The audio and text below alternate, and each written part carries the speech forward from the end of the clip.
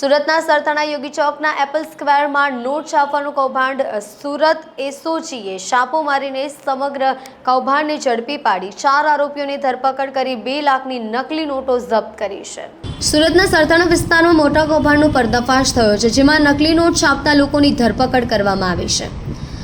સુરતના એસઓજી દ્વારા આ મામલે તાત્કાલિક કાર્યવાહી કરવામાં આવી હતી, જ્યાં યોગી ચોકના એપલ સ્ક્વેરમાં નકલી નોટ છાપવાનું કાર્ય ચાલી રહ્યું હતું। એસઓજીએ દરોડા પાડીને 4 આરોપીઓને અટકાવ્યા છે, જેમાં રાહુલ, ભાવેશ, પવન અને માસ્ટરમાઇન્ડ સાગર રાઠોડનો સમાવેશ થાય છે।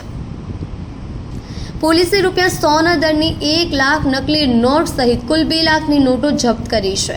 આ નોટો અસલી નોટને સ્કેન કરીને કલર પ્રિન્ટ દ્વારા બનાવવામાં આવી હતી। આ નોટો બજારમાં ફેલાવવાની યોજનાઓ હતી। અહેવાલ અનુસાર એક અસલી નોટ સામે 3 નકલી નોટ ઉપલબ્ધ કરવામાં આવી રહી હતી, જે ખૂબ જ ચિંતાનો વિષય બની રહ્યો છે। એસઓજીએ નકલી નોટ ઉપરાંત કોમ્પ્યુટર, પ્રિન્ટર, મશીન, મોબાઈલ પણ કબજે કર્યા છે। પ્રાથમિક તપાસમાં આ કૌભાંડમાં અન્ય નામો પણ સામેલ આવવાના સંકેત મળી રહ્યા છે।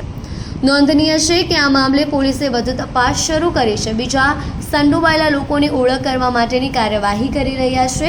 આ રીતે સુરતમાં નકલી નોટ છાપવાના આ કૌભાંડની ભોળ ખોલી કરવામાં આવી છે।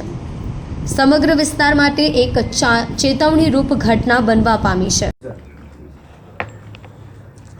ગઈકાલે એસઓજીને એક બાતમી મળી હતી કે સરથાણા વિસ્તારની અંદર યોગી ચોકમાં એપલ સ્ક્વેર નામની બિલ્ડિંગ છે, ત્યાં 402 નંબરની ઓફિસ છે।